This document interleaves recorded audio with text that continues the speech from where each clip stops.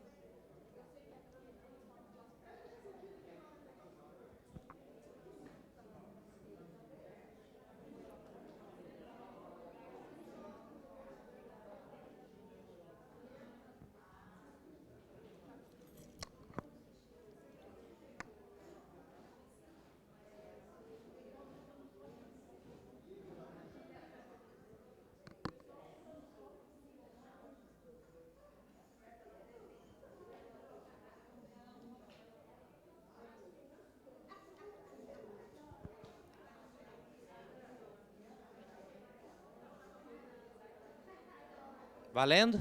Tá valendo? Então, beleza. Bom dia a todos. Bom dia. Muito frio aí, gente? Tá, não tá? Eu tô vendo que tá todo mundo buscando um lugar ao sol, né? O problema desse lugarzinho aí é que o sol, quando começa a bater, ele esquenta, mas ele é ruim de enxergar depois, né? Fica bem no rosto. Muito bem. Sejam todos bem-vindos à nossa aula de escola dominical. Acabei de receber agora aqui no celular que a dona Altair, mãe da dona Yara, faleceu. E a cremação vai acontecer em Itatiba, não vai ter velório. E aí a gente aproveita então nós vamos iniciar a nossa aula, a gente ora também por ela, pela família, pedindo para que Deus tranquilize o coração de todos eles. Tá bom? Vamos orar?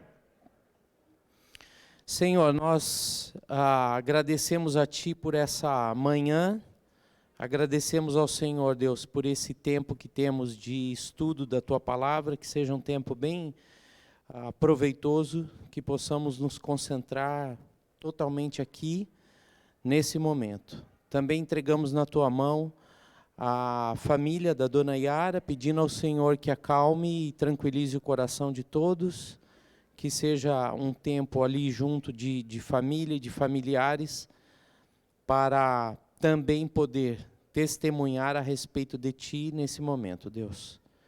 Nós colocamos tudo isso nas Tuas mãos e oramos assim no nome do Senhor Jesus. Amém. Muito bem, bom dia a todos. Eu tive uma noite bem conturbada, porque entrou um bandido lá no condomínio essa noite, onde a gente mora, e foi um tal de vai polícia e sobe em cima dos telhados das casas, até 2 horas da manhã essa novela aí. E aí e o cara se esconde, eu não sei, eu não vi, dizem que tinha um bandido lá, mas eu não vi o bandido lá, né? E eu não subi no telhado também, não. Não, se for para se arrebentar, que se arrebente ele, eu não, né? E aí, só por Deus. Aí as crianças ficam assustadas, né? Então, depois se você puder orar, só para acalmar o coração deles, mas está tudo bem. Aí deu 2 horas da manhã, não acha nada, polícia é engraçado, né? Porque os caras vêm, olha aqui. Não tem ninguém não, vai embora. É o esquema deles de olhar. Os moradores que subiram nos telhados, enfim, né? Mas tem uma construção na frente de casa também, então se o cara conseguiu se esconder, enfim. Não sei. Bom, então, mas foi isso, foi uma epopeia aí até as 2 horas da manhã. Aí deu 2 horas da manhã, estava bem frio e tudo, eu falei, vamos dormir, né, gente? Acho melhor, né? Aí fomos para casa, fomos dormir. Então, eles estão em casa lá, a Adriana está acalmando um pouquinho. O Timóteo está mais de boa, já está um pouquinho mais velho, né? Mas a Sara ainda fica um pouquinho impressionada, né? Então, depois vocês lembrem de orar, tá bom?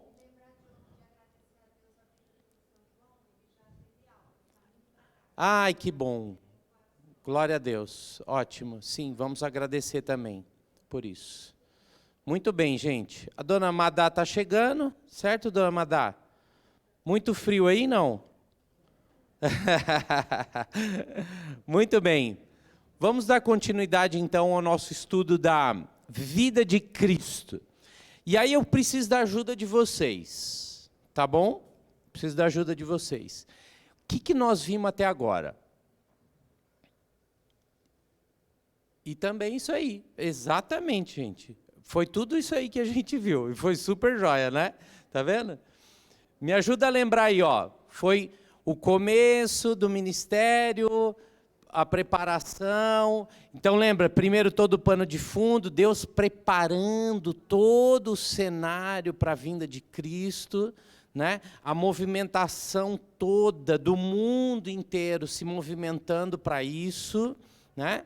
Depois a gente tem, então, a chegada do Senhor Jesus, todo o ambiente de preparação, o início do ministério dele, chamando os primeiros discípulos, né?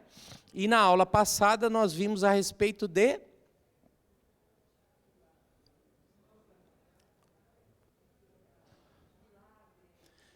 Isso, ali foi... Então, ó, lembra, tem três grandes momentos. O momento de obscuridade, porque está bem no comecinho, Jesus é tentado, primeiro ele é batizado, depois ele é tentado, daí ele chama os discípulos. Depois a gente vem para o segundo momento, que é o momento da popularidade, né? E aí nesse momento ele fica em bastante evidência, começa a juntar multidões, milagres e tudo mais, e mais para frente, que não vai ser hoje, a gente vai ver o momento da perseguição. Mas isso aí a gente vai ver só a partir da próxima aula, tá bom? Hoje nós vamos ver um pouco a respeito de como foi que o Senhor Jesus formou a equipe dele. Como é que foi esse processo de formação da equipe? E, particularmente, esse é um assunto que eu gosto bastante, porque formar equipes, formar times, é um desafio enorme, né? Você tem que lidar com a diversidade das pessoas, com os estilos diferentes das pessoas, a forma de pensar, as experiências de vida, tudo isso. Quando você coloca todo mundo dentro do mesmo ambiente, né, tem que ter muito jogo de cintura para conseguir fazer esse pessoal produzir alguma coisa, né? E, em especial, Jesus está lidando com uma turma bem heterogênea, um pessoal bem diferentão mesmo, tá? Então, veja só. Abra sua Bíblia aí em João 1, João, capítulo 1.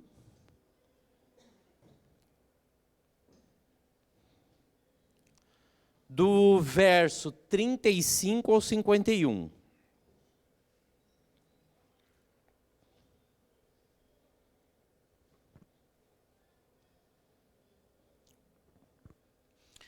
Aliás, a gente até viu isso aqui, mas nós vamos repassar.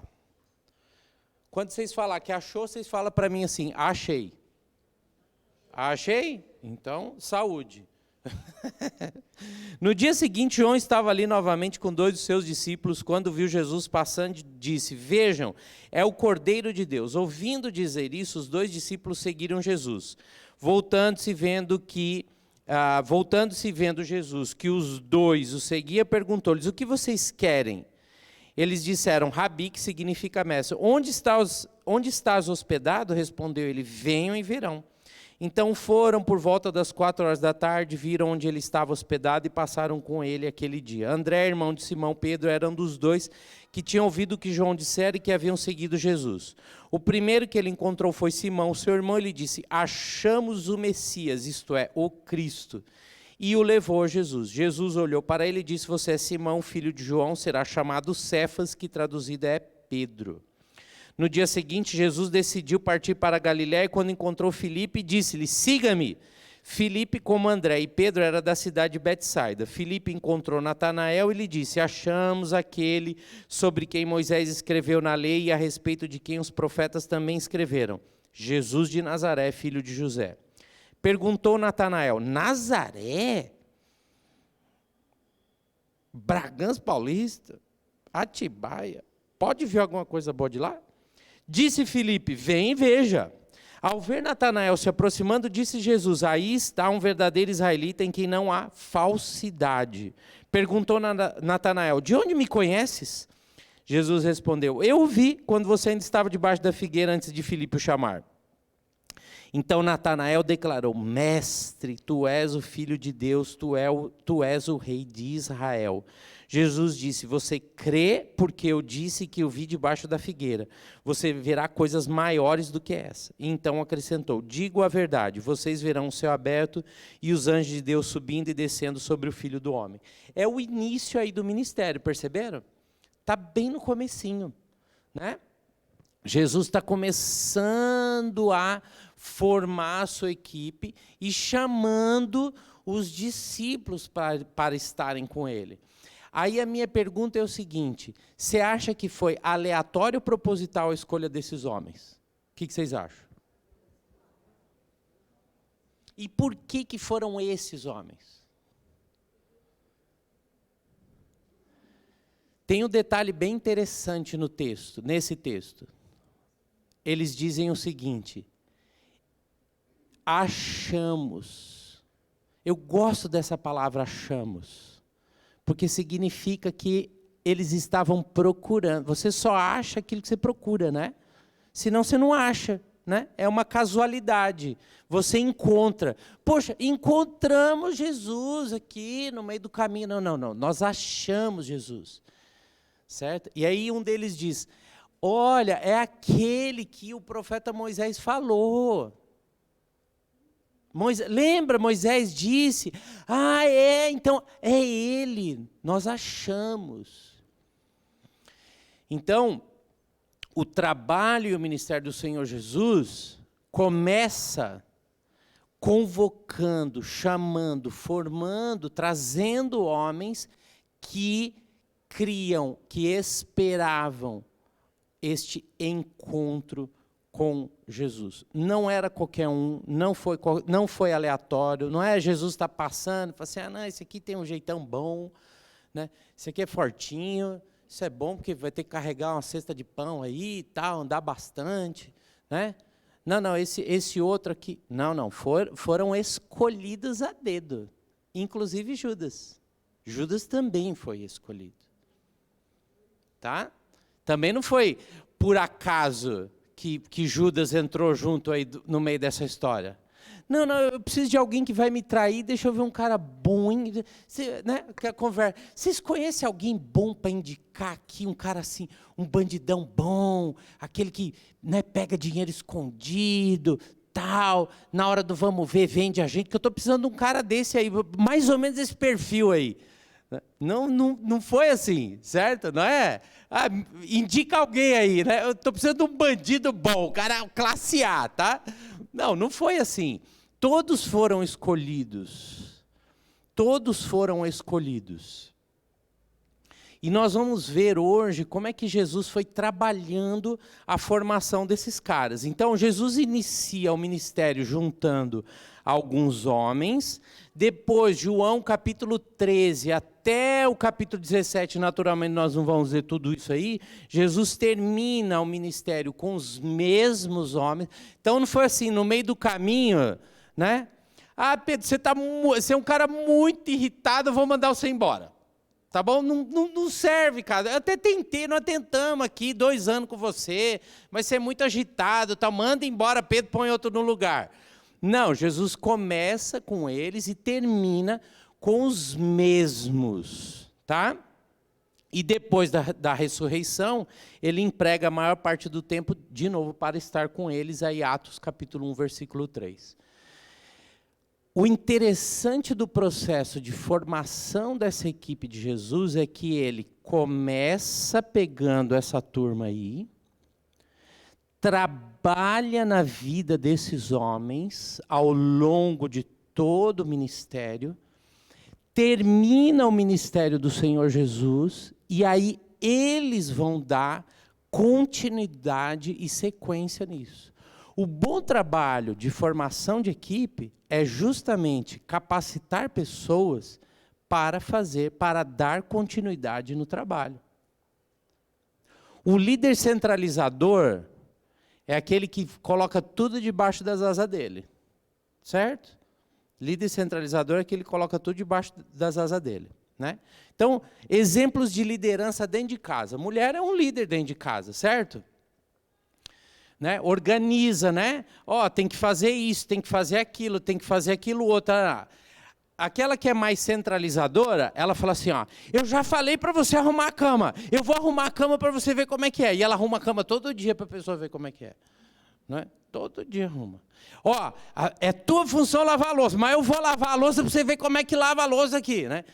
Porque não confia, certo? Mas se eu não deixar a pessoa fazer, não vai aprender nunca, né? Vai ficar sempre um incapacitado funcional. Eu sei, mas eu não faço. Porque existe uma diferença entre conhecer e saber.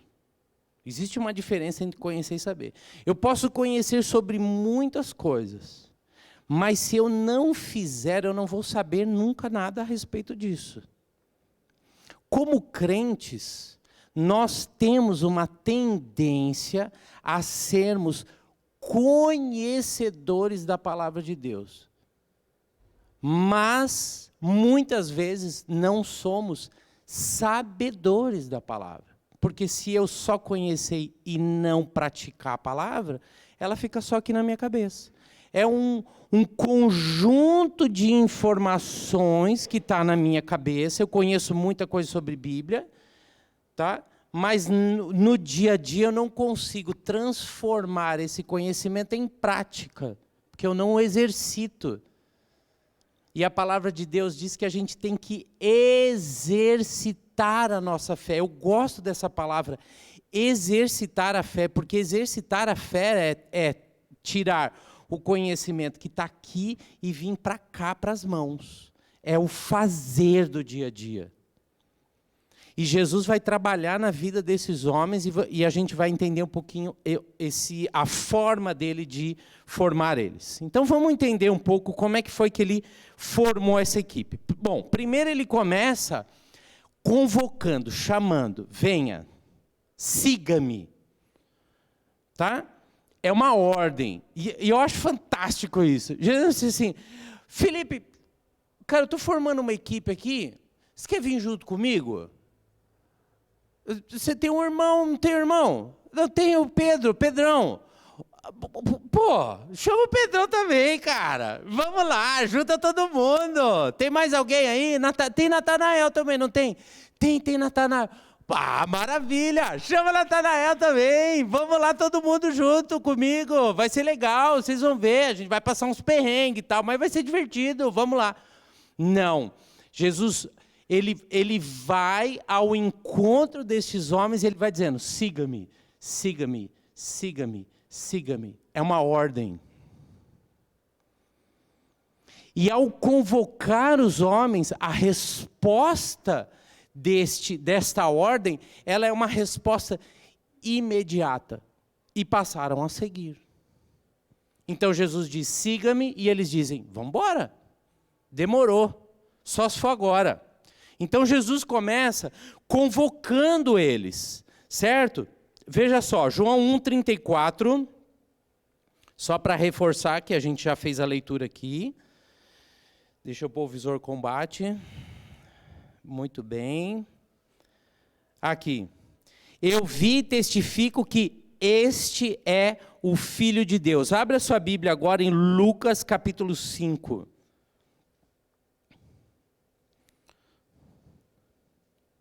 De 1 a 11. Vocês estão comigo, gente? O problema de dar aula no frio, sabe qual é? É que você vai se aninhando na cadeira aí, certo? Eu sei, você faz um ninho, porque eu também faço. A gente vai se aninhando, né? Certo? Então, se bater um soninho, principalmente a turma do solzinho aqui, porque vai dando um solzinho, vai dando um soninho. Esse solzinho no olho, o olho vai ficando diminuído, tá? Você vai se encolhendo, certo? Então, a hora que você vê que o sono está batendo, você levanta a mão que eu vou te resgatar aí, tá bom? Vamos lá, ó. Lucas capítulo 5, de 1 a 11. Certo dia Jesus estava perto de Genezaré e uma multidão comprimia de todos os lados para ouvir a palavra de Deus.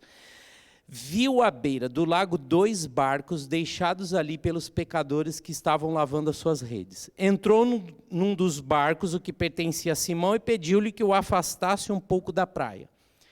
Então sentou-se do barco e ensinava ao povo. Tendo acabado de falar, disse a Simão: vá para onde as águas são mais fundas, e a todos lancem as redes para a pesca. Simão respondeu: mestre, esforçamo-nos a noite inteira e não pegamos nada. Mas porque és tu quem está dizendo isso, vou lançar as redes. Olha que fantástico. Tá? Olha a mentalidade dele. Né? A gente passou a noite inteira aqui. O senhor está falando para a gente, mas tá bom, o senhor falou, está falado. Quem sou eu para questionar? Eu gosto dessa atitude de Simão aqui, porque ele não está questionando Jesus. Jesus disse para ele fazer, e ele está fazendo. Ele até fala, tá, nós passamos a noite inteira, mas o senhor falou, está falado. Vamos embora, vamos nessa, demorou. Confiança. Eu gosto dessa palavra aí. E ela é difícil para chuchu. Quando fizeram, pegaram a tal quantidade de peixes que as redes começaram a rasgar-se. Então fizeram sinais a seus companheiros no outro barco para que viessem ajudá-los, e eles viram e encheram ambos os barcos, ao ponto de começarem a afundar. Quando Simão Pedro viu isso, prostrou-se aos pés de Jesus e disse: afasta-te de mim, Senhor, porque sou um homem pecador. Pois ele e todos os seus companheiros estavam perplexos com a pesca que haviam feito, como também Tiago e João, os filhos de Zebedeu, sócios de Simão. Jesus disse a Simão: não tenha medo, de agora em diante você será pescador de homens. Eles então arrastaram seus barcos para a praia e deixaram tudo e o seguiram. Esse texto aqui dá para a gente bater um papão sobre ele. Tá? Horas e horas dá para discutir aqui. Tem muita coisa incrível a respeito do que está acontecendo aqui.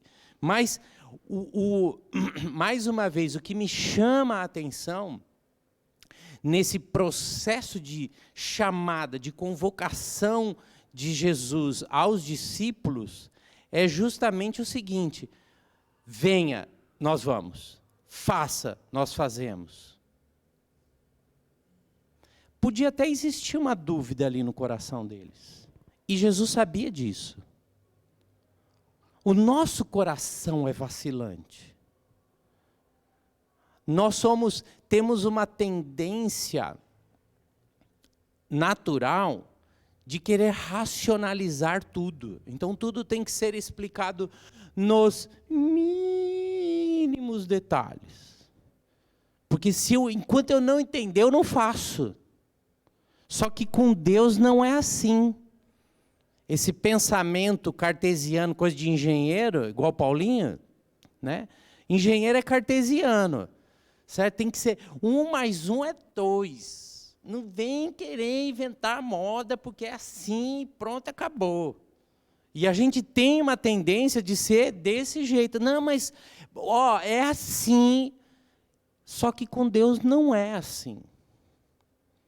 A fé não é cartesiana. Não não. Então eu tenho que ver, Jesus morreu. Jesus ressuscitou. Eu vi, eu não vi, você que está falando. Semana passada tinha um bêbado ali na porta, certo? Aí eu e o Williams ficamos batendo papo com o bêbado. Conversa de louco, né? Já conversou com o bêbado? É conversa de louco, certo? Você fala uma coisa, ele fala outra, a gente nunca se entende. Né? Nós ficamos um tempão lá conversando, eu não entendia nada do que ele estava falando, ele também não estava entendendo nada do que eu estava falando. Aí o William chegou para falar, o cara virou e falou assim: isso é bom, hein? Isso é bom, cara. O Pigaiada falando: não, isso é bom, cara, gostei. E o William tem essa voz assim, né? Parece locutor de rádio, né? ZYZ 96, 48 MHz e tal, né? Ele falando, e o cara falando: não, você é padre, né? Achei o máximo, certo? Padre Williams. Vocês sabiam que a gente tinha um padre aqui, gente? É o Padre Williams. Depois ele vai fazer uma sessãozinha de confissão, ali, ó. Tá? Conversa de louco, né? E aí, mas teve uma coisa bem interessante que o cara falou. Ele falou assim, ó, ninguém que morreu veio falar para mim como é que é, do outro lado. Então esse papo aí dos 6 aí, Jesus morreu, ressuscitou, isso aí é conversa fiada. E a fé é isso. A fé, ela desafia a nossa lógica. E a atitude dos discípulos, ela vai justamente contra aquilo que é lógico. Então, se o Senhor disse que é para ir, nós vamos. E aí, eu vou, vejo, e aí eu fico maravilhado. Porque a experiência com Deus é assim. E isso vai acontecer, gente, vocês sabem disso, o tempo inteiro com esses homens, tá? Bom, esse processo de convocar os discípulos, ele dura mais de 1 ano, tá? E ele vai escolhendo, então, esses 12 discípulos que depois vão se tornar apóstolos. O fato é que ele pega uma comunidade de discípulos, que o discípulo é um seguidor. Então, ele transforma, ao longo do ministério dele, ele transforma estes discípulos, estes seguidores em apóstolos, que são os enviados. E ele vai trabalhando na vida destes discípulos, com o propósito, não de ficarem todos juntos, e agora é nós aqui, nós vamos fazer uma célula, certo? A célula de Jesus e os discípulos, vai ser uma célula muito especial, no final sempre vai ter pipoca no final, tá? E vai ser muito jóia, a gente canta, louva aqui a Deus, e... Não. Jesus transforma estes homens para irem, para seguirem, para colocarem em prática, para disseminarem, para difundirem a palavra de Deus para as outras pessoas. Quando Jesus chama eu e você, ele não chama nós para ser só nós. Ele não chama a gente para ser só a gente. Ele nos chama para sermos seguidores e apóstolos. Homens e mulheres que vão levar o evangelho de Deus para toda a nação, para todo mundo.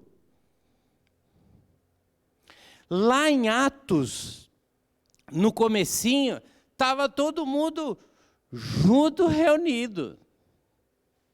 Aí o que Deus faz? Não, tá tudo muito coladinho aí, né? Igual a noite, manhã de frio, certo? Fica todo mundo juntinho, espremido. Jesus esquenta. Manda perseguição sobre a igreja. Para quê? Para que a palavra seja disseminada. E nós vamos ver que ele faz isso. Que ele fez isso com os discípulos, ele fez isso no início da igreja, e ele faz na minha vida e na tua. Mas calma aí, que nós vamos ver já. Bom, então ele convoca os homens, e agora ele prepara estes homens. E a forma de Jesus preparar os homens, não é no modelo tradicional de preparo. Não foi assim, então, Seminário Bíblico Jesus Cristo de Nazaré. Senta aqui no modelo formal, abre a Bíblia aí, tá? E vamos estudar e tal, vai ter aula de teologia, vai ter aula de teologia sistemática, vai ter aula de método de estudo bíblico, aula de hermenêutica. Não. Com Jesus é mão na massa, é na prática, é no dia a dia.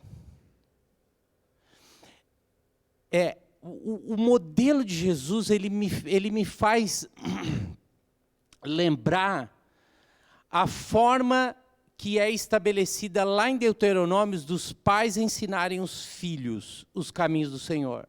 Como é que é? Vocês lembram?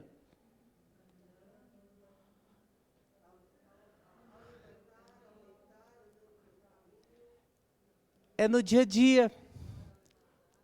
Percebe? É no dia a dia, gente. É no meio do vucu-vucu. Então, de manhã a gente fala da palavra de Deus, durante o dia acontecem as coisas, eu trago a palavra de Deus e vou ensinando, e à noite a gente vai sentar e vai estudar a Bíblia e nós vamos aprender. É no dia a dia.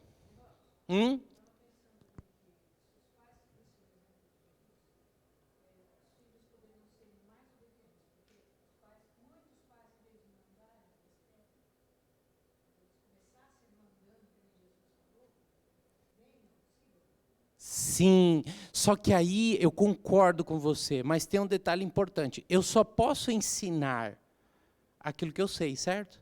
Não dá para... Certo? Eu preciso conhecer para ensinar, senão como é que você ensina? Certo? Então, o processo de ensino e aprendizagem, ele passa pelo adquirir o conhecimento para depois colocar em prática. Certo? Eu falei para vocês, alguns chegaram um pouquinho depois, entrou uns bandidos lá no condomínio hoje à noite. Essa noite agora, essa madrugada. Imagina o coração das crianças. Né? A hora que eu ouvi o barulho, meu coração disparou, né? Eu não sei o que está acontecendo, barulho de carro, e aquela coisa toda, e pega ladrão, e aquela coisa toda, e corre para cá, e corre para lá, tal, e aquela adrenalina toda, né? E aí, eu tenho um taco de beisebol, eu ganhei um taco de beisebol. Ó, bonitão, cara. O profissional de madeira boa, aquele negócio dói, velho. Olha, certo? Cada um pega a arma que tem, né? Eu podia ter uma R15 lá em casa, mas não tenho, né? Então eu peguei o que eu tenho na mão. Meu taco de beisebol, eu já dei até o nome, chama Maria Antonieta, meu taco de beisebol. É? Você coloca as crianças e esposa num lugar que você acredita que é o mais seguro, eu não sabia o que estava acontecendo, e fica de tocar, estou só tocaiando, né? Para ver o que está acontecendo, certo? Não ia adiantar ali ficar todo mundo desesperado, então guarda, fica todo mundo no lugar mais seguro, que eu acredito, da casa, e aí o que eles fizeram? Na hora do desespero, o que todo mundo faz? Vai orar. Certo? Excelente. Ótimo. Por quê? Porque na hora da angústia e do desespero, aonde eu me refugio? Em Deus. Davi fala isso nos Salmos. O Senhor é o meu refúgio e a minha fortaleza. Mesmo que eu ande pelo vale das sombras da morte, não temerei mal algum, porque tu estás comigo, a tua vara e o teu cajado me consolam. O que foi que eu falei para eles? Porque é no Senhor o nosso refúgio. Vamos ler a Bíblia. Porque eu vou buscar refúgio aonde? Percebe? Então, aonde que eu aprendo a respeito das coisas? É no dia a dia, é levantando, é dormindo, é na hora de fazer uma refeição, vamos conversar aqui para entender o que está acontecendo, é na prática. Jesus fez isso o tempo inteiro. Vamos sentar para ceiar, vamos bater papo. Agora nós vamos nos deslocar para outro lugar, vamos bater papo, vamos conversar. Era o método de Jesus, na prática, no dia a dia. Jesus tinha pressa. Não dava para perder tempo com amenidades. E algumas amenidades vão surgir no meio do caminho, mas Jesus não perde tempo com isso aí não. Tá? Ele começa a fazer um trabalho de formação teológica na vida desses homens. Aí você vai falar assim, mas teologia... Precisa de livro, precisa de escola, tem que estar... Jesus ensina para eles sobre bibliologia, que é o estudo da palavra de Deus. E ele fala a respeito da inerrância da palavra de Deus. Abre a sua Bíblia em Mateus 5,18. Olha só.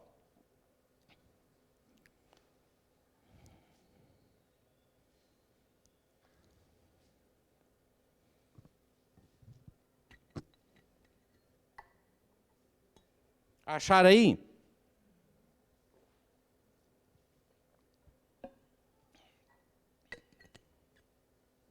Digo a verdade, enquanto existirem céus e terra, de forma alguma desaparecerá da lei a menor letra ou menor traço, até que tudo se cumpra.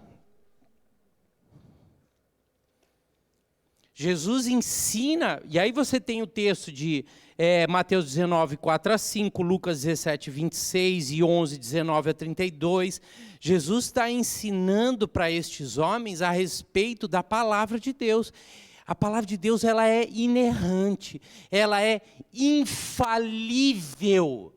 Jesus está falando a respeito da infalibilidade. Opa, agora eu me enrosquei aqui, né? Infabilidade. Infalibilidade. Isso. Deixa eu falar mais uma vez para ver se é verdade, se eu aprendi. Infalibilidade. Ficou bom? Mais uma vez, só para ter certeza. Infalibilidade. Isso. Agora fala mais rápido 4 vezes. Jesus está mostrando o seguinte: a palavra de Deus não falha. Tudo será cumprido. Tudo. O valor da palavra. Jesus ensina para esses homens a respeito da doutrina dele mesmo. Vai lá para Mateus agora 16, 15.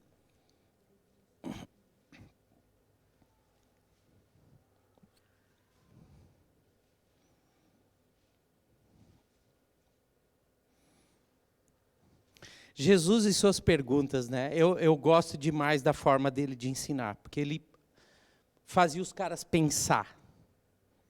Olha só, e vocês? Perguntou ele. Quem vocês dizem que eu sou? Simão Pedro respondeu, rapidamente, né? Tu és o Cristo, o Filho do Deus vivo. Respondeu Jesus, feliz é você, Simão, filho de Jonas, porque isso não foi revelado a você por carne ou sangue, mas por meu Pai que estás nos céus. Pedro aqui reconhece a divindade de Cristo. E lá em Atos capítulo 2, ele vai falar tudo isso depois. Jesus já morreu, ressuscitou, apareceu, fala com eles, é assunto aos céus. Tem aquela confrontação incrível. Pedro, tu me amas, tu me amas, tu me amas. Não, o Senhor sabe que eu amo, né? Então vai e apacenta as minhas ovelhas. Atos capítulo 2. Gente, vocês já leram Atos capítulo 2? Lê de novo, tá bom? Hoje em casa, tarde, depois que você bater aquela macarronada maravilhosa, tá? Ou você comer aquela parmegiana espetacular, certo? Ou se for só um arrozinho com feijão e ovinho, tá valendo também, né? Certo? Antes de você pegar no sono, lê Atos capítulo 2. Ou você pega no sono de vez ou te dá adrenalina, certo? Mas leia Atos capítulo 2. Veja o Pedro, o que negou a Jesus falando em Atos capítulo 2. Uau! Uau! Gente, é incrível, tá? Então, Jesus está ensinando para os caras a respeito da palavra de Deus, Jesus está ensinando a doutrina dele, Jesus está ensinando a respeito do Espírito Santo de Deus, João 14, Jesus vai ensinar para esses homens a respeito de soteriologia e hamartiologia. Olha que legal essa palavra, bonita, né? Soteriologia e hamartiologia. Sabe o que é soteriologia? é a doutrina da salvação. E hamartiologia é a doutrina do pecado. Sabe o que ele vai usar para falar sobre isso? Ele vai usar o texto de Lucas 16, de 19 a 31. Vocês lembram que história é essa? O rico e o Lázaro. Céu e inferno. Estava lá o rico e o Lázaro morrendo de fome lá, e aquele desespero todo. Aí os dois morreram, né? E aí o rico, Senhor, né, estou morrendo de sede aqui, estou desesperado. Jesus está ensinando a respeito do céu e inferno. Jesus está ensinando a respeito da salvação e a respeito do pecado. Jesus vai ensinar para esses homens a respeito de escatologia, que são as coisas futuras e vindouras. Né? O Rodrigo, o Valdir fala assim, não, eu gosto muito de escatologia. É legal mesmo, mas eu amo soteriologia. Porque isso é a base da minha vida cristã, é a salvação. Gente, nós, como discípulos de Cristo, precisamos conhecer as doutrinas de Deus, precisamos conhecer a teologia do nosso Deus, precisamos conhecer quem é o nosso Deus, o que a palavra de Deus fala a respeito dela, o que a palavra de Deus fala a respeito de Cristo, o que a palavra de Deus fala a respeito da salvação, fala a respeito do pecado, fala a respeito das coisas futuras e vindouras.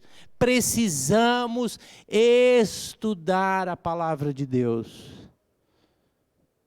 E a forma de Jesus é incrível, porque não é só conhecimento, ele está ensinando teologia na prática.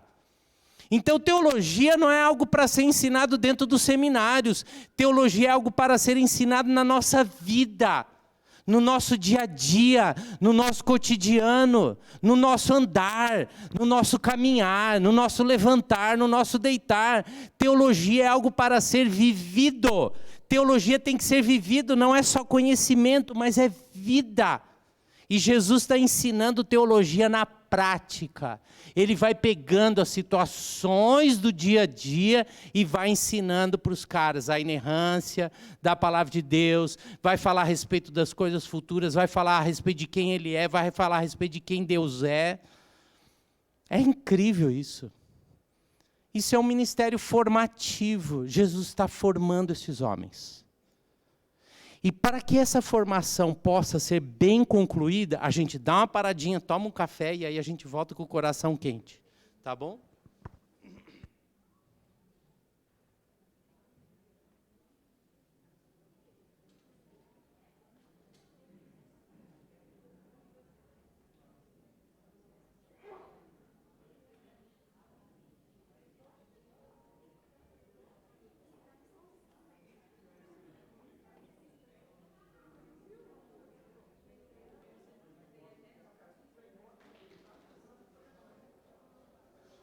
Muito bem.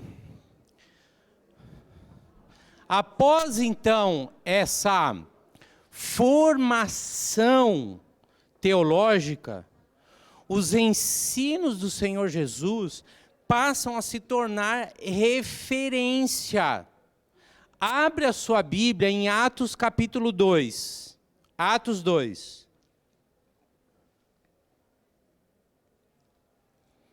Versículo 42. Olha que fantástico. Veja, Jesus estava ensinando os caras, não estava? Certo? Olha só o que acontece agora em Atos, capítulo 2, versículo 42. Acharam aí? Quem achou, diga amém. Amém também. Eles se dedicavam ao ensino dos apóstolos e à comunhão, ao partir do pão e às orações. Olha como começa esse versículo. Eles se dedicavam ao ensino dos apóstolos. Então, primeiro eu aprendo, depois o que eu faço? Eu ensino. Percebe? Então, esse ministério formativo do Senhor Jesus, junto aos seus discípulos, é o que vai tornar referência para o início da igreja. E aí eles passam então a ensinar tudo aquilo que Jesus havia ensinado para eles. Então, observe que o processo na vida do crente é aprender, praticar e ensinar. Certo? Então faz junto comigo o gestinho. Lembra do gestinho? Igual EBF. Aprender, praticar e ensinar. Vamos de novo? Aprender, praticar e ensinar. Agora vocês já aprenderam. Certo? Então, agora aprenderam. Agora tem que praticar e depois ensinar. É assim que Cristo faz. Certo? Exato. Então veja só que os primeiros cristãos, eles perseveravam na doutrina dos apóstolos. Houve um ajuste aqui do judaísmo para a graça, porque a visão dos crentes, dos judeus, era a lei.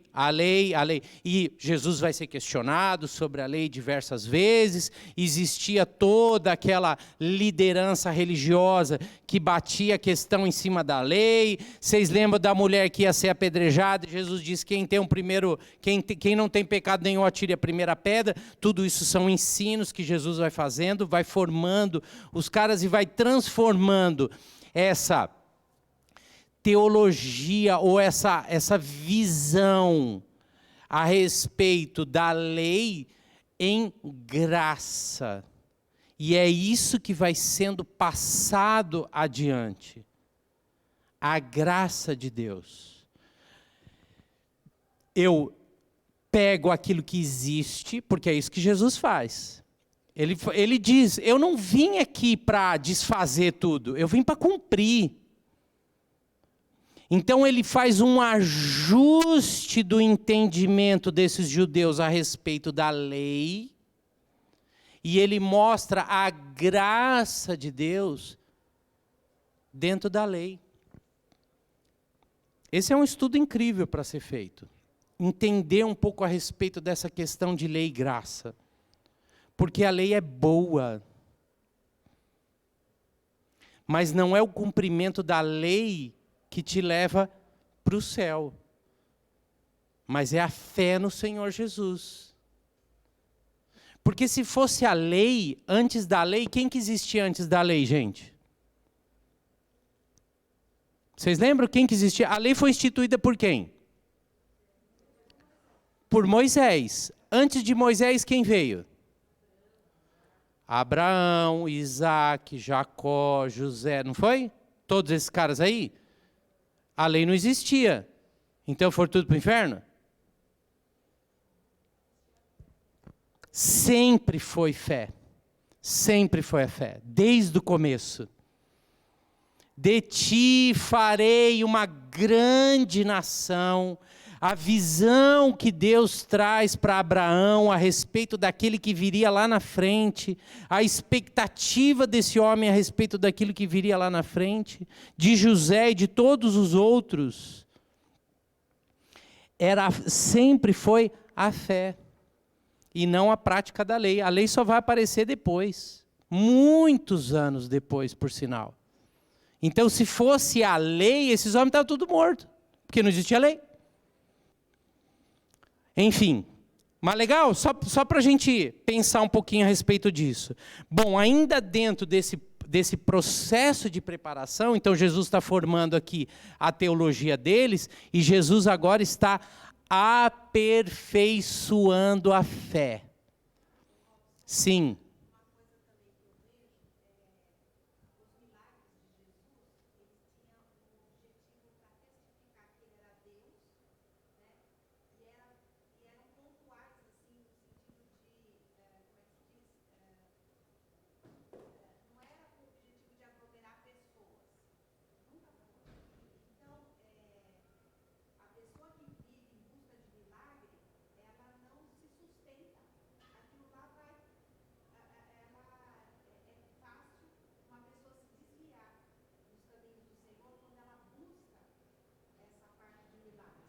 é que a venda do milagre é mais fácil, né?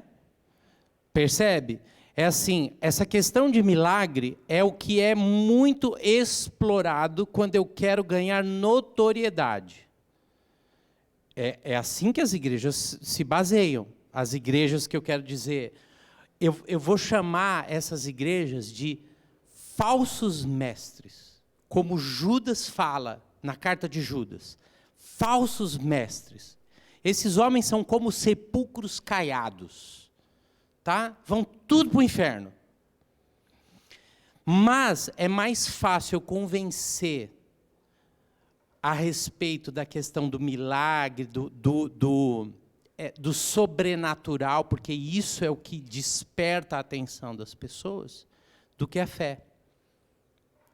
Porque a fé em Cristo é algo que independe da circunstância ou do que você vive. Simplesmente você tem fé, e é ela que te salva. Não são as circunstâncias que vão fazer você crer em Deus ou não crer em Deus. E aí é que eu entro nessa questão do aperfeiçoamento da fé. Porque nós somos desesperadamente ansiosos por vivermos uma vida plena sem nenhum tipo de problema. Então, quando existem fórmulas mágicas que de alguma forma surgem para tentar resolver o nosso problema, todos nós vamos para lá.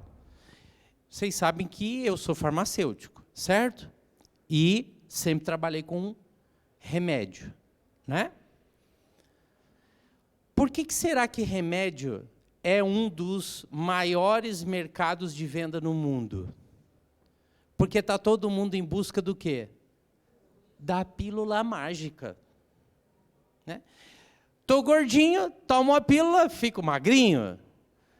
Tô com câncer, tomo uma pílula, fico curadinho. Certo? Tô com dor, tomo um remedinho, passa a dorzinha. E tô, beleza, pronto. A gente está sempre em busca da pílula mágica. Certo? E desde que você era criança, pequena, lá em Barbacena, né? Sua mãe dizia o seguinte para você: tá ruim, toma um chazinho que o chazinho melhora.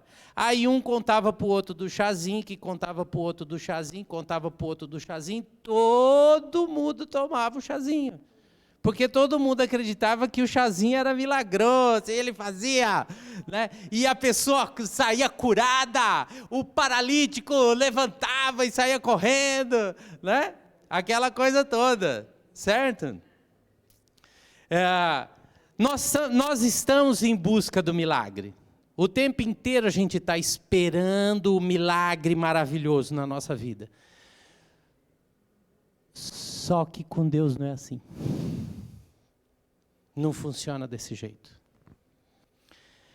Para aperfeiçoar a fé desses homens, Jesus vai provocar um negócio chamado crise. Abre a sua Bíblia em João 15:5.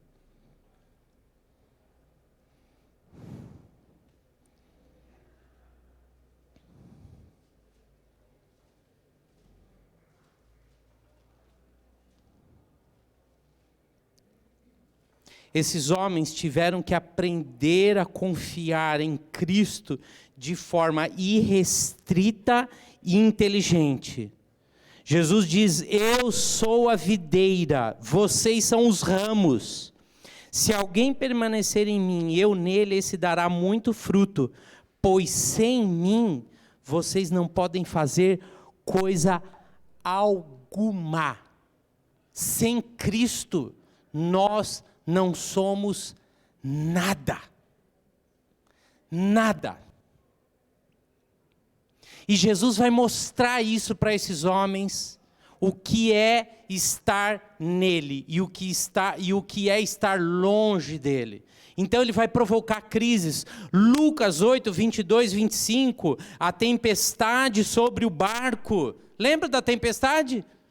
Está lá todo mundo no barquinho, tal, aquela coisinha toda, sossegadinho, né? Balança para cá, balança para lá, igual criança dentro de carro. Jesus pegou no sono, dormiu, dorme mesmo, até eu durmo, certo? Fica dorme. Aí vem a tempestade. E aí, nós vamos morrer, certo? E Jesus dormindo, gostoso. Que delícia, né? Coisa boa, né? Mestre, nós vamos morrer, certo?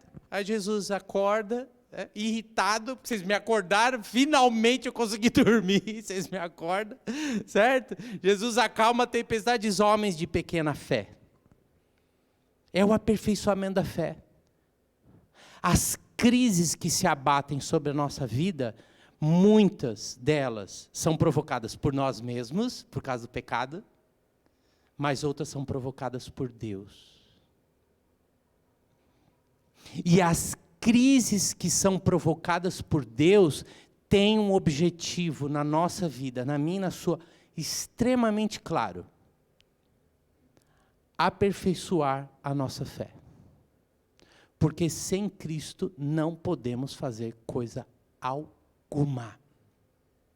Isso vai acontecer de novo, gente, lá em Marcos 6, de 7-13 e 30-32, quando Jesus envia os 12 para fazer o trabalho dele sozinho. Isso vai acontecer depois lá em Mateus 14, 22-23, da tempestade no meio do alto mar, e Jesus andando sobre as águas, e aí Pedro vem, aquela coisa toda. E depois lá em Marcos 6, 34-44, quando Jesus alimenta uma multidão sem recurso nenhum, e os homens dizem: como que nós vamos alimentar? Os caras estão morrendo de fome, o que faz? Jesus fala assim: o que você tem aí? Tem pão e peixe. Então tá bom, dá para comer para esse povo aí. As crises que se abatem sobre nossa vida têm um objetivo: aperfeiçoar a nossa fé. Porque é fácil ter fé quando está tudo bem. Certo? Estou bem, família está bem, está tudo certo, né? Aí Deus é maravilhoso, Deus é bom, Deus é amor. Aí vem a crise, vem o problema financeiro, o problema de saúde, o conflito, seja lá o que for. A crise se abate sobre você. E aí, gente? Em casa nós estamos fazendo a leitura da Bíblia toda. E estamos agora já quase acabando 2 Samuel. Mas foi incrível passar pela perseguição de Davi em 1 Samuel. Incrível. Gente, tem coisa que você fica assim, né? Davi era um cara de boas. Tá? Falando igual os jovens. Ele era um cara de boas. Certo? E Saul era um mala, cara. Davi tem a oportunidade de passar a faca no cara 2 vezes. E não mata o cara. E uma delas ia ser uma morte assim, né? A primeira ia ser uma morte terrível, né? Eis que Saul entra na caverna para, né, aliviar o ventre. Achei o máximo, as crianças morreram de rir, isso aí virou piada durante dias, né? Certo? Aí um dos homens de Davi fala assim: vai lá, que agora é a tua oportunidade. Estamos fugindo, vamos eliminar esse problema. Mas a consciência de Davi a respeito de quem era o ungido do Senhor e aquela coisa toda. E o que Davi fez para ser perseguido por Saul? Nada. Mas o espírito se abateu sobre Saul, e Saul se virou. E aí, aí nessa cena, nesse momento, a cena foi boa, né? Você imagina o filme na cabeça, né? Então, neste momento da história, então, Davi vira para Saul e fala assim: não vou te matar, tinha oportunidade e tal. Saul fala: não, você é bonzinho mesmo, tal, obrigado porque você não me matou, tal, vou parar com esse negócio. No dia seguinte, Saul perseguiu o cara de novo. Você fala: meu Deus do céu, não tem fim, cara. Fazer a leitura de 1 Samuel tem hora que começa a irritar, porque você fala: não tem fim isso. E foge para um lado, o cara vai para trás, foge para o outro. Cara. E aí os caras apurrinhando na cabeça de Saul. Não, tem que pegar, descobrir onde ele está, vai lá, mata ele mesmo. E aquela coisa toda, e os caras infernizando. E aí, ao longo dessa jornada, eu fui fazendo a leitura dos textos paralelos em Salmos, de acordo com as referências cruzadas. Faça a leitura de 1 Samuel lendo o Salmo junto. Sua visão muda completamente. Porque você começa a entender o livro de Salmos. É incrível a leitura. Tá? Depois, se quiser, eu te passo uma leitura da Bíblia em ordem cronológica. E aí você vai fazendo a leitura dos textos de Samuel e dos Salmos, Samuel e Salmo, Samuel e Salmo. Gente, é incrível, tá? Você entende, a leitura do Salmo flui, porque você sabe exatamente o que estava passando no coração do cara. O desespero, a angústia. Ah, estes homens que falam mal de mim, aquela coisa toda. E realmente os caras botando fogo na cabeça de Saul, e aquela perseguição, e aquele desespero. Tudo isso provocado por Deus, para aperfeiçoar a fé de Davi. As angústias, os desesperos, as coisas que se abatem sobre nossas vidas, são tempestades, quando não provocadas por nós. Importante ressaltar isso, tá? Porque Davi depois passa um perrengue em 2 Samuel, depois que faz bobagem, certo? E olha, estou no meio dessa história aí, Absalão querendo tomar o reino, né? O próprio filho, Davi fugindo do filho, enfim, uma palhaçada, né? E aí, você começa a olhar e fala assim, não, mas espera aí. Crises são provocadas por Deus sobre a minha vida? Sim, são. Deus manda tempestade sobre a minha vida, sobre o meu lar, sobre a minha casa, sobre a minha saúde? Sim. Sim. Porque não é a ausência de crise que aperfeiçoa a fé. É na hora da angústia e na hora do desespero. É nessa hora. É a hora que você está sozinho na sua casa, com o seu problema, e ali é você e Deus. Só vocês dois e mais ninguém. É ali que Deus vai falar ao seu coração. É ali que você vai sentir e entender o que é a espada de dois gumes, penetrando a sua alma e separando a alma do espírito. É ali que você vai entender o poder maravilhoso de Deus, a graça, o amor, o cuidado. É na hora da crise, não é na hora que está tudo bem. Não é na hora do legal, não é na hora da festa, não é na hora da comemoração, é na hora do desespero. Porque ali você vai lembrar das práticas espirituais. Lembra de Esther? Jejum. Nós vamos morrer, então vamos jejuar e orar. Quantas e quantas vezes Davi lá na frente vai falar assim, Senhor, para onde eu vou? Que eu faço? Eu não sei mais para onde ir. É na hora do desespero que você grita para Deus e diz, Senhor, para onde eu vou e o que eu faço? Porque até ontem eu sabia tudo que eu tinha para fazer na minha vida. Estava tudo certinho, tudo traçado. Só que o Senhor mudou todos os meus planos. E Deus muda os planos, que é para você entender uma coisa. Ele mudou os planos seus, porque os seus planos estão cheios de falhas. Mas o plano de Deus não falha. Ele não falha. Nós vimos, gente, Deus levantando homens para conquistar Israel, para transformar o mundo. Você acha que essa situação, essa crise sanitária que o mundo passa, essa guerra que está acontecendo lá na Ucrânia, é algo acontecido do acaso? Isso é fruto do pecado, mas permitido por Deus, e essa crise está levando homens e mulheres a se ajoelharem diante do Deus Todo-Poderoso e reconhecer que tudo está nas mãos dele. Porque é assim que Deus aperfeiçoa a fé. Desse jeitinho, simples assim. E por fim, Cristo vai trabalhar na mudança de caráter desses homens.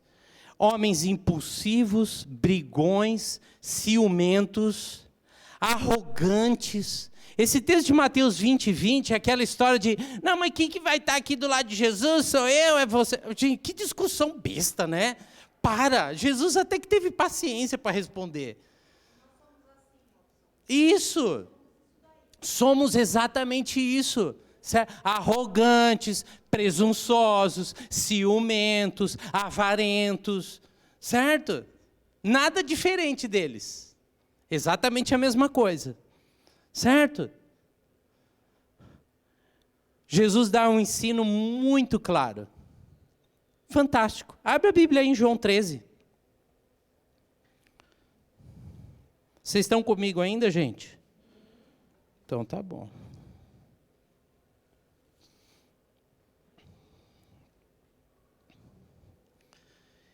E eis que Jesus diz o seguinte para estes homens: arrogantes, ciumentos, impulsivos, brigões e avarentos. Um novo mandamento dou a vocês: amem-se uns aos outros como eu os amei.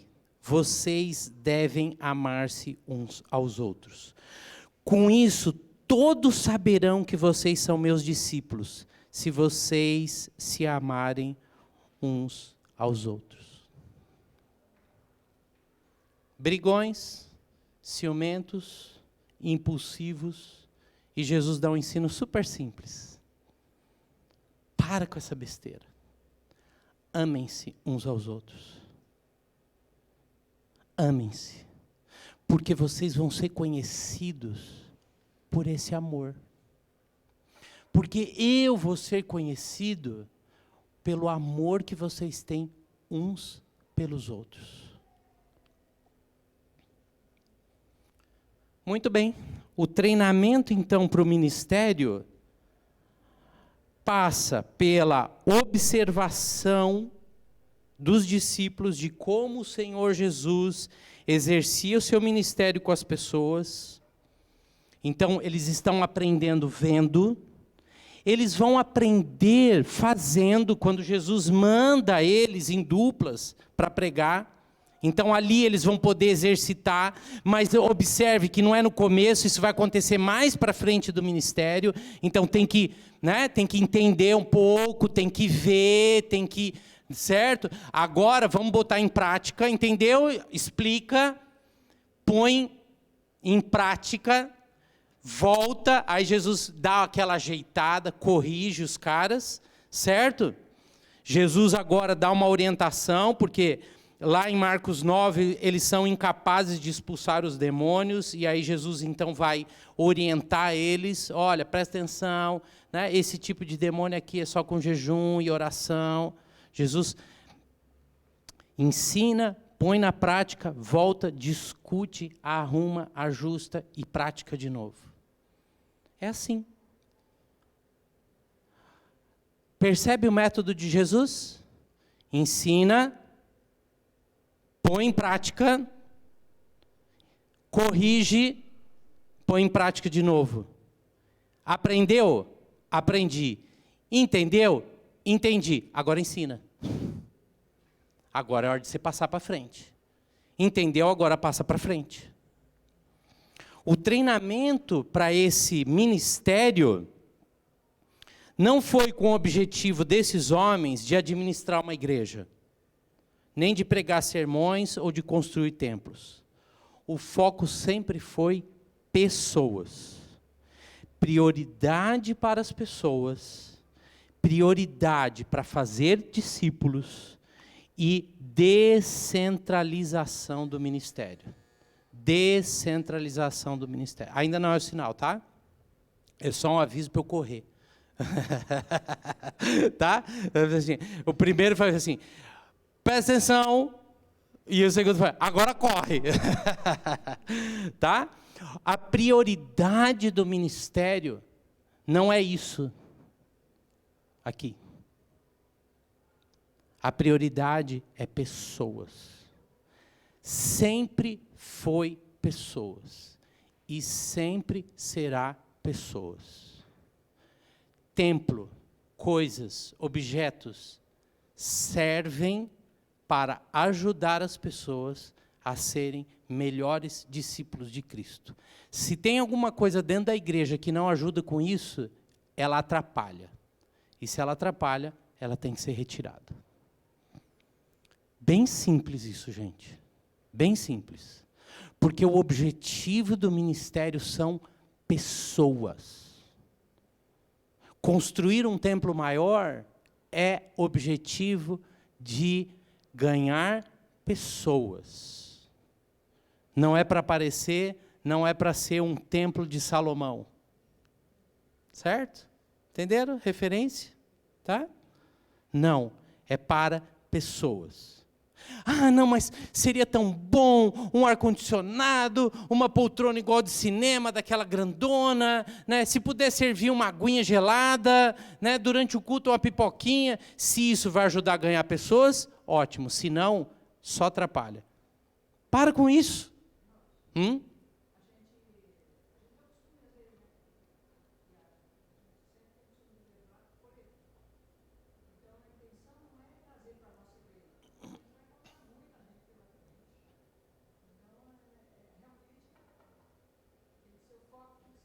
Sim, sempre, sempre. Sim, sempre pessoas. É isso aí. O ministério que não objetiva pessoas não é um ministério, é um trabalho. Porque trabalho gera negócios, internegócios. Certo? Igreja é para pessoas. Sempre foi e sempre será pessoas. Ufa! Conclusão. Ó, hein? Em cima do laço, hein? Antes de qualquer ministério, é necessário o preparo correto. E esse preparo, ele passa pelo entendimento de que ninguém está pronto quando é chamado por Cristo. Mas é o entendimento de que o Senhor Jesus irá prepará-lo para fazer as coisas. Se Cristo criou uma teologia nesses discípulos, é porque estudar a teologia não é só para líderes e pastores. Estudar teologia é para todo mundo. É para todos nós. Porque isso nos prepara, a teologia correta, a teologia bíblica, ela dá os fundamentos da nossa fé para entendermos a respeito de Deus e a respeito das coisas de Deus e não sermos como crianças agitadas, levados de um lado para o outro com o vento das doutrinas. Essa história de levado de um lado para o outro, ela nunca fez tanto sentido quanto no mundo que a gente vive hoje. Tá? Porque pessoas estão mudando de igreja assim. Ah, não gostei. Vou para essa aqui. Aí assiste o culto lá. Ah, esse culto foi legal. Amanhã eu venho aqui.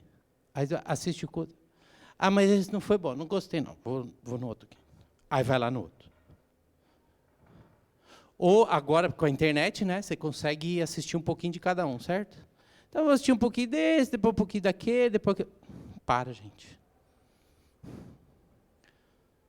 Nós vamos ser como crianças agitadas, correndo de um lado para o outro. Não. Isso está errado. Isso está errado.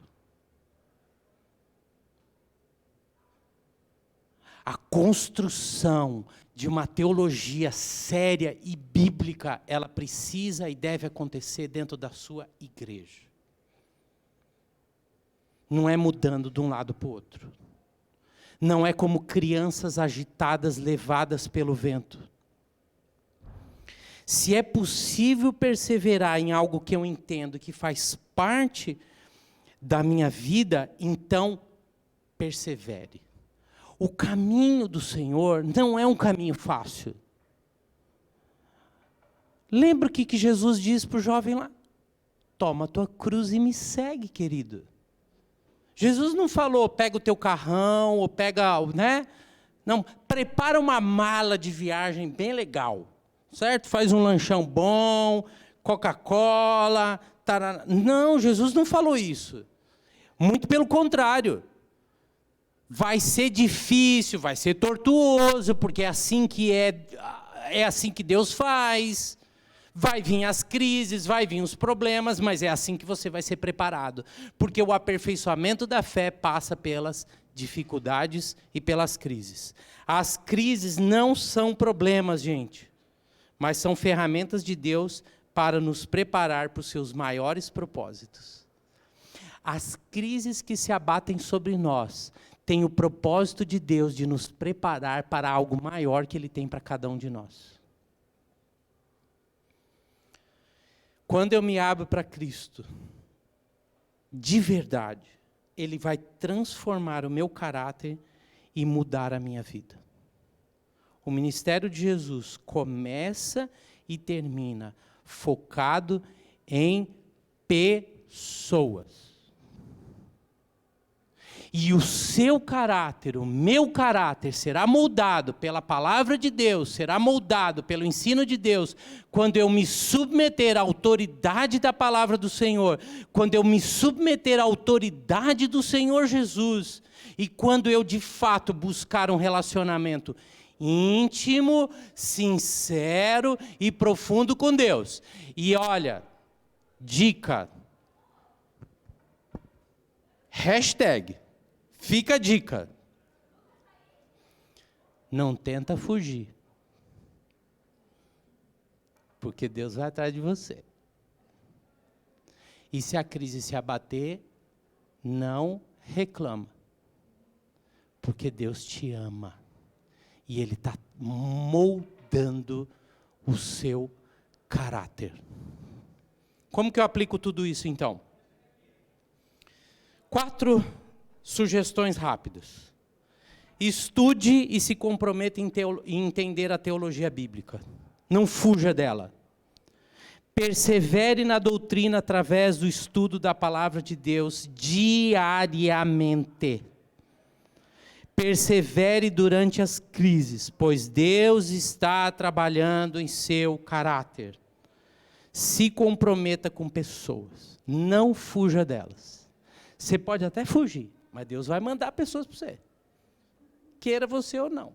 E não reclama, só cumpre. Amém?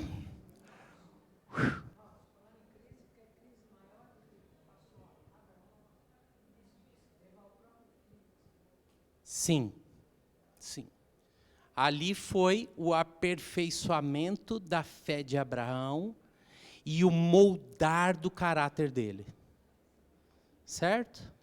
Esperou tanto tempo, e aí Deus fala, agora ele é meu? É isso aí. Isso é teologia, gente. Isso é teologia. Vamos orar. Eu vou dar para você 1 minutinho, para você orar, aí em silêncio, refletir sobre o que você ouviu, leu, aprendeu, entendeu, e falar com Deus. E aí eu termino com uma oração.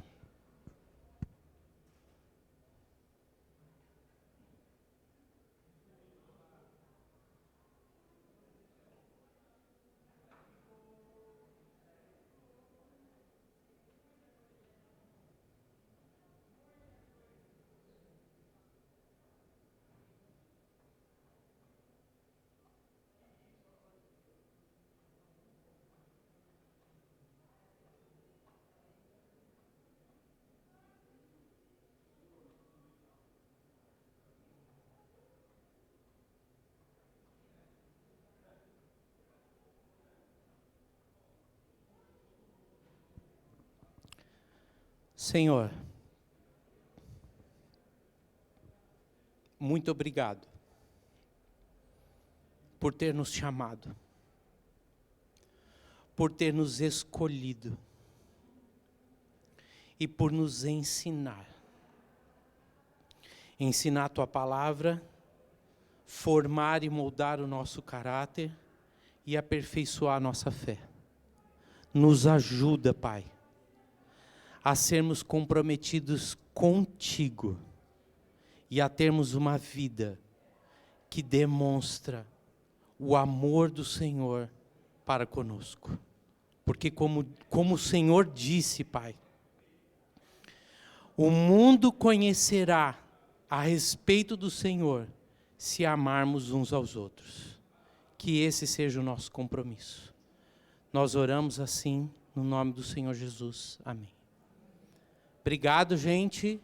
Boa manhã, boa macarronada. E eu terminei a aula antes de tocar o sinal de novo, hein? Ufa. Você deu até tempo de orar. Isso.